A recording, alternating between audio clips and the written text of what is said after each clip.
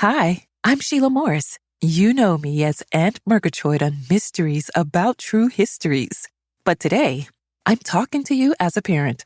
Summer break is here, and while the kids are thrilled to hit the pause on school, many of us are wondering, how do we keep their minds active without turning summer into summer school?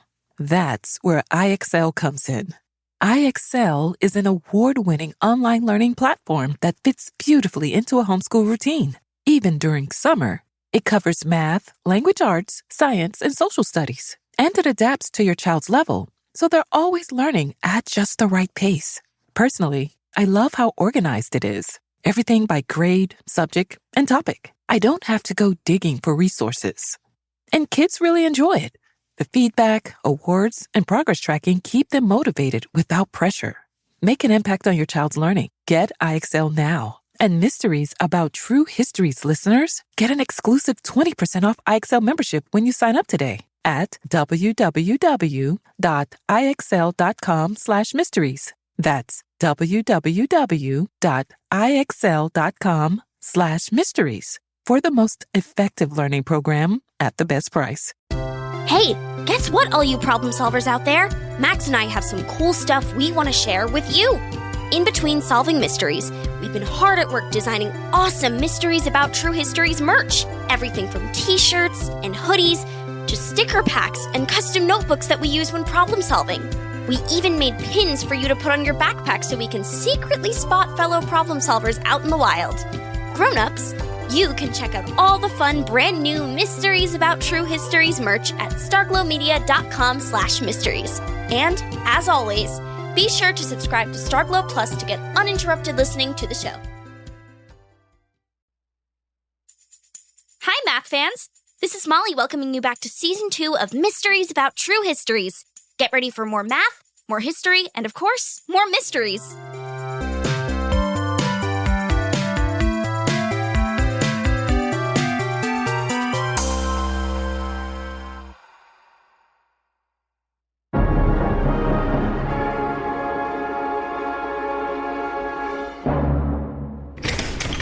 Bye!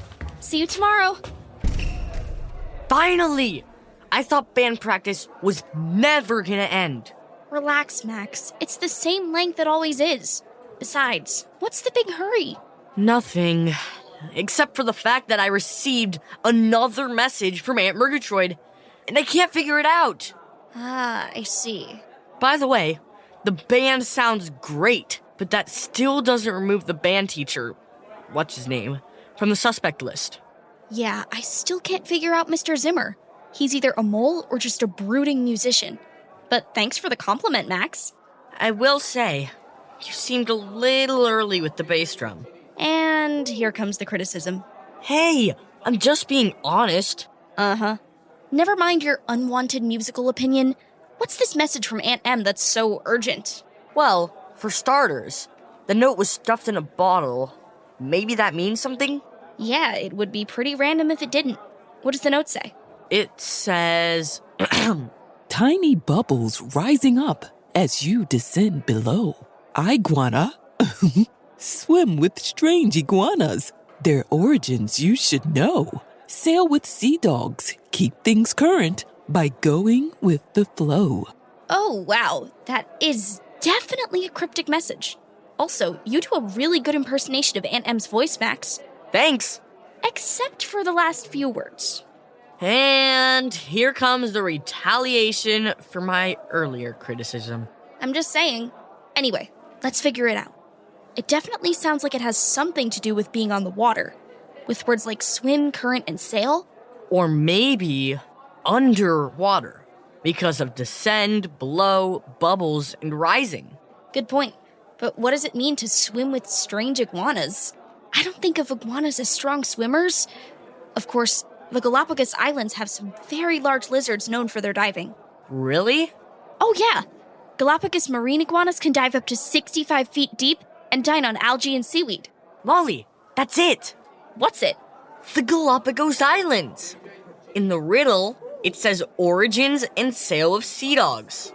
Okay, I'm not sure I follow. Charles Darwin wrote The Origin of the Species.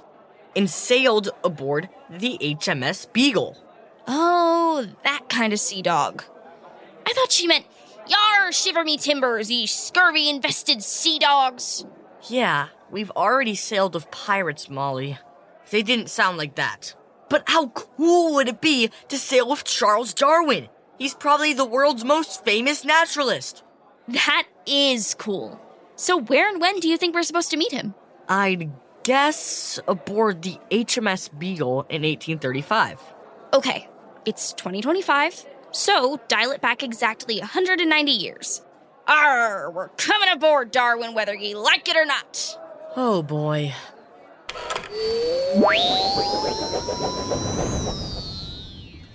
Looks like we made it. Right time, right place. Now we just need to find Charles Darwin. Ahoy, young sailors! You two must be problem solvers. You're too dry to be stowaways. Yes! Hi! I'm Max. This is Molly. I can't believe I'm talking to the Charles Darwin. You're so... everything! Everything?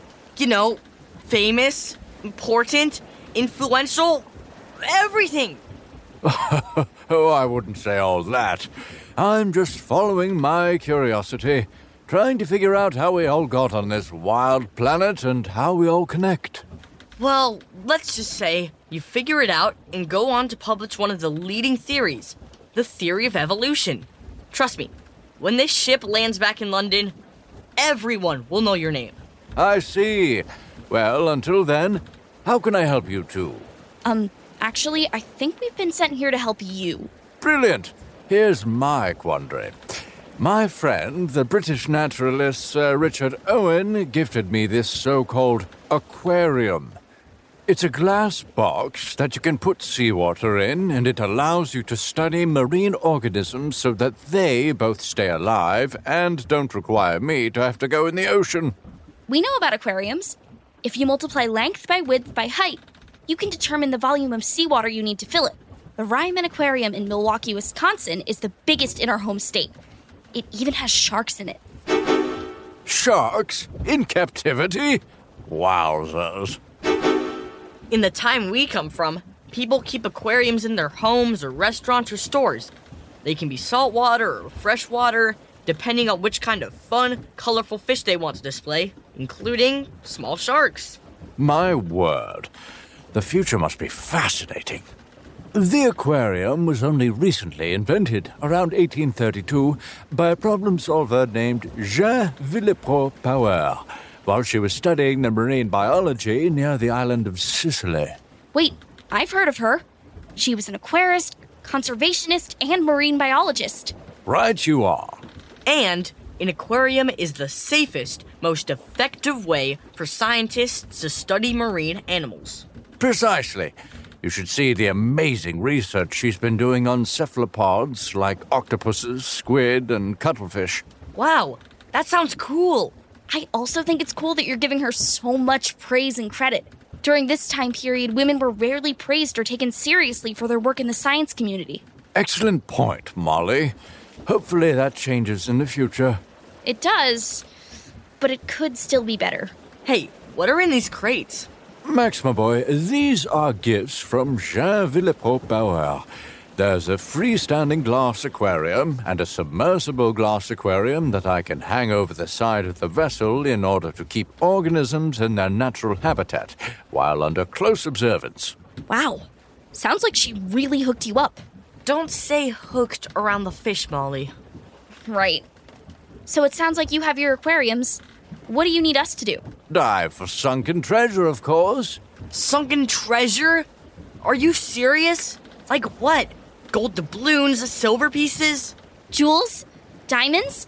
Even more valuable, worms. Worms? You did not just say worms. As in long, slimy guys who crawl around in the dirt? Yes, those are the treasures I seek. No offense, but that's not the first thing I think of when I think of treasure. For the second, third, fourth, fifth, and so on.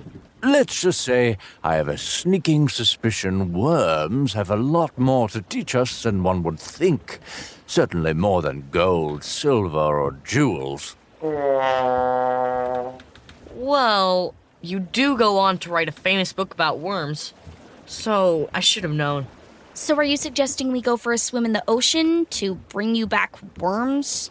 Yes, and while you're down there, I'll also take some coral, crabs, plankton, whatever you can fit in your collection bags. Afterwards, we'll put all the subjects in my aquarium. Gotcha. One other thing. I'm a pretty good swimmer, but I can only hold my breath so long. Right. I forgot to mention your Aunt Murgatroyd. An amazing problem solver in her own right. Dropped these off a while ago. Written on it is the word SCUBA for self-contained underwater breathing apparatus. Good old Aunt M, hooking us up. Although, must say, I'm still a little nervous. Me too. It's okay, Max. I've actually gone scuba diving before. Of course, it was just in a pool on vacation in Jamaica. Great. Okay, what do we have here? I see a big tank of air and a bunch of hoses. Those hoses are called an octopus. Well named. The part that connects to the tank and the mouthpiece you breathe through are your regulator, the first and second stage. It reduces or regulates the air pressure you breathe. Gotcha. The pressure in the tank is 2,000 pounds per square inch, heavily compressed. While the usual air we breathe is an atmospheric pressure level of 14.7 pounds per square inch. 14.7 divided by 2,000 is 0.00735, or 0.735%, almost 1%. So the regulator reduces the air pressure by almost 99% before we breathe it? Awesome! Then, you have an alternate air source, an extra mouthpiece, just in case you need it. And if that fails, you need to share air with your buddy. I guess that means me. Or you. Exactly. The third hose connects to your gauges, depth and tank air pressure. That way we always know how much air we have left and won't run out. Oh boy, now I'm nervous again. Don't be. This last hose connects to these cool vests, BCDs, or buoyancy control devices. Ha! Like the kind of swim bladders many fish have. You can fill or release air to help you float or sink as you wish. Exactly. It'll help us remain neutrally buoyant, or basically weightless. Ooh, like being in space. I must say, knowing all this information makes me feel a lot more confident. Great! Then into the ocean you go. Go get me some worms. I've done a little additional math, Max. Just, like, for fun? No. Our bottom depth will be between about 33 feet and 99 feet. That's a lot deeper than the pool. I know, but get this. Every 33 feet, the pressure increases by a unit of 1 atmosphere. That means more pressure on our bodies. Remind me to clear my ears like I do on an airplane. It also means the deeper we go, the faster we'll use our air. So, you're saying we'll want to be quick? The quicker the better. You don't have to tell me twice. Okay, let's go.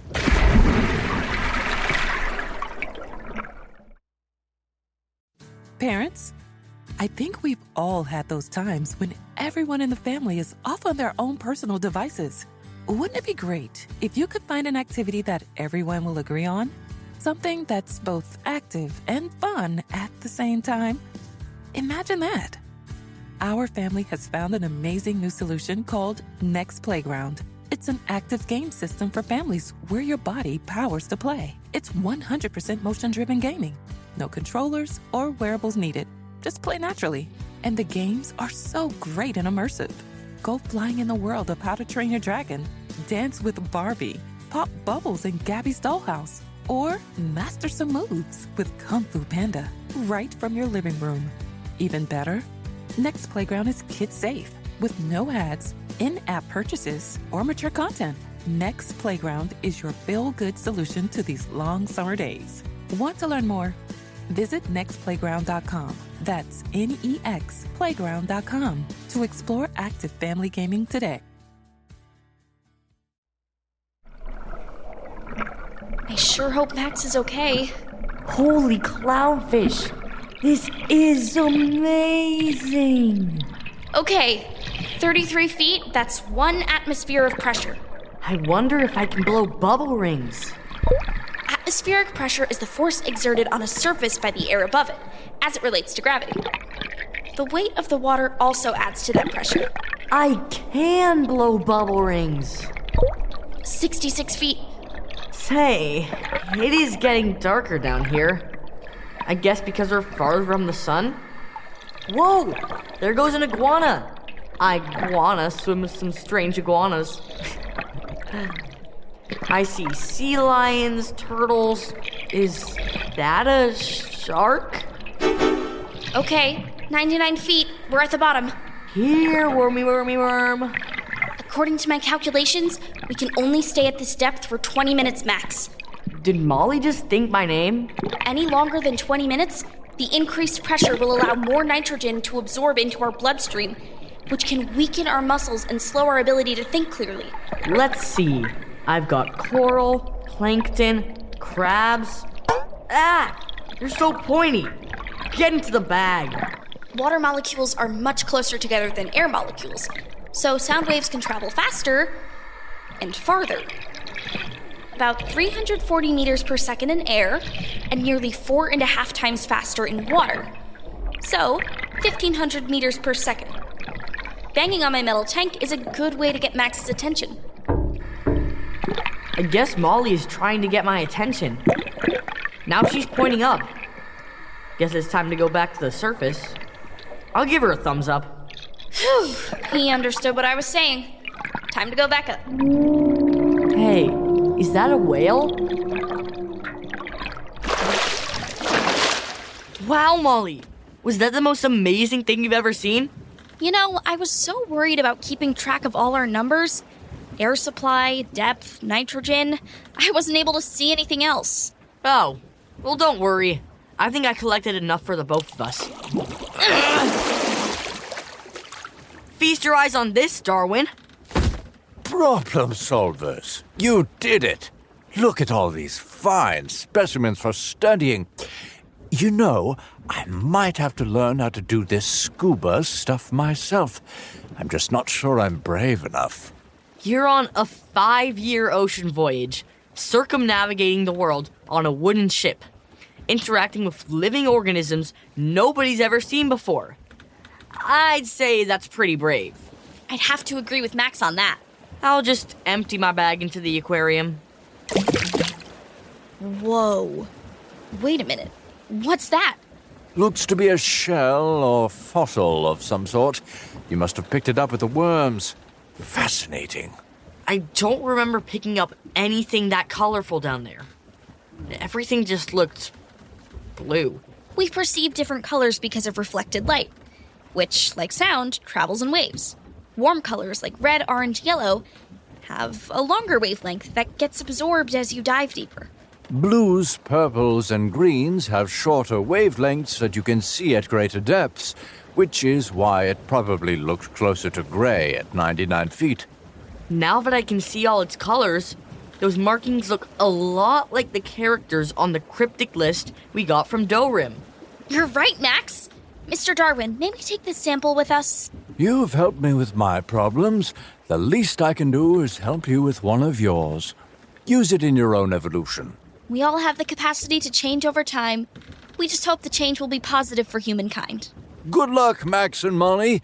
May we find all the answers and worms we seek.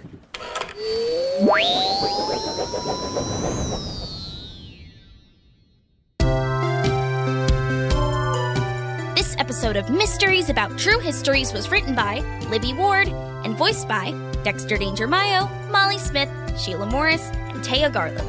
Original music by Brian Suarez. Our associate producer is Max Kamaski. Technical direction and sound design by Josh Hahn. Mysteries About True Histories was created and produced by Adam Tex Davis and Jerry Colbert and is an Atomic Audio production.